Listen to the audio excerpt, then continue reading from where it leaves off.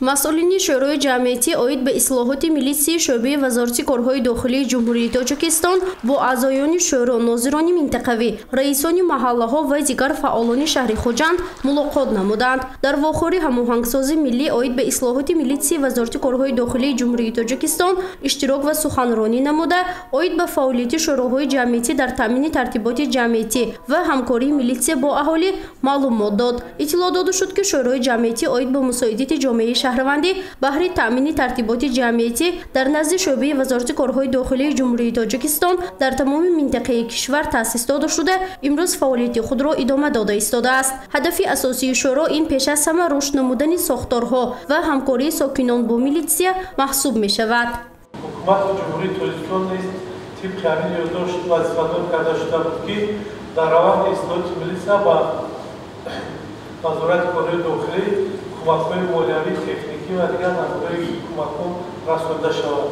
албатта дар ин ҷода аз тарафи вазири корҳои дохилии ҷумҳурии Тоҷикистон соли 2011 як гурӯҳи корӣ созмон дода шуд ва ин гурӯҳи корӣ акнун ки иборат аз 15 нафар буданд барои идомаи ислоҳоти милитсия ва ҳамчунин барои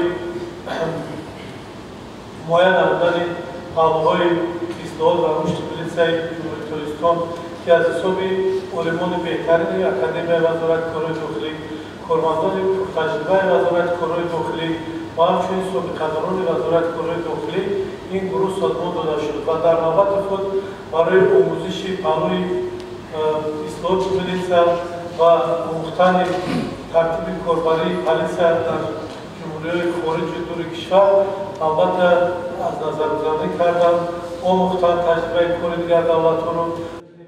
мулоқоти масъулин бо аъзоёни шӯро, нозирони минтақавӣ, раисони маҳаллаҳо ва дигар фаъолони ҷомеа дар шӯъбаи вазорати корҳои дохилии ҷумҳурии Тоҷикистон дар шаҳри Хуҷанд тибқи нақшаи роҳбарияти вазорати корҳои дохилии ҷумҳурии Тоҷикистон баргузор гардид. дар рафти мулоқот бештар фаъолияти аъзоёни шӯро, камбудии соҳа ва инчунин ҳамкории милитсия бо сокинон мавриди баррасӣ қарор гирифт. иттилоъ дода шуд, ки шӯрои ҷамъиятӣ оид ба ислоҳоти милитсия аз соли 2013 инҷониб фаъолият мекунад. он дар 14 шаҳру навоҳии вилояти Суғд намояндагии худро дорад.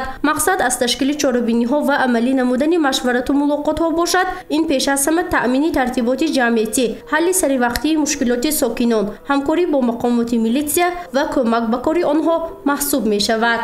дар ҷумҳурии Гӯҷистон дидем, ки бисёр васоити техникӣ албатта бисёр ҷойҳои тарихӣ доранд, сайёҳӣ бисёр рушд ёфтааст дар ҷумҳурии Гӯҷистон ва ҳамчунин бо техникаи ҳозиразамон ҷиҳозонда шудаанд ва дар ҷумҳурии Ӯзбекистон ҳам баъди он ки мо дидем дар ҷойҳои сайёҳӣ дидем, ки ҳатто камераҳои донои насб карда шудааст, ки дар масофаи зиёда аз 10 километр ҷое ки агар оташ бамалояд ё обхезӣ шавад ба марказ аллакай хабар расонида мешавад, ки шаҳрвандон аз ин офатҳо эмин нигоҳ дошта шаванд.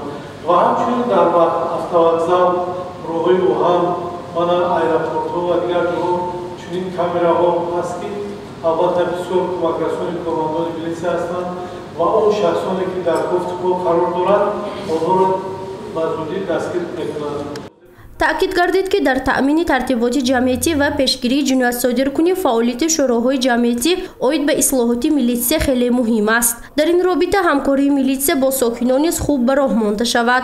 раиси шӯрои ҷамъиятӣ оид ба ислоҳоти милитсияи шӯъбаи вазорати корҳои дохилии ҷумҳурии Тоҷикистон дар шаҳри Хуҷанд Моҳира Исрофилова мегӯяд, ки ташкил ва баргузории чунин мулоқоту вохӯриҳо имкон медиҳад, ки аз вазифа ва фаъолияти шӯроҳо натиҷагирӣ карда шавад. ҳамчунин дар доираи мулоқот аъзоёни шӯро барои фаъолияти минбаъдашон вазифагузорӣ мешаванд. вазифаи аввалинтарини шӯрои ҷамъиятӣ дар он аст, ки милитсияро бо халқ наздик кардан, ҳамкории милитсия ва мардум ва аҳолии сокинони шаҳру навоҳӣ ва сокинони мамлакат бо халқ наздик кардан, яъне ки минбаъд мардум худашон вазифадор мешаванд, ки дар кори милитсия ҳамкорӣ кунанд ва барои пешгирӣ намудани ҷинояту ҷинояткорӣ, ҳар гуна ҳодисаҳои номатлуб ва таъмини тартиботи ҷамъиятӣ мусоидат намоянд.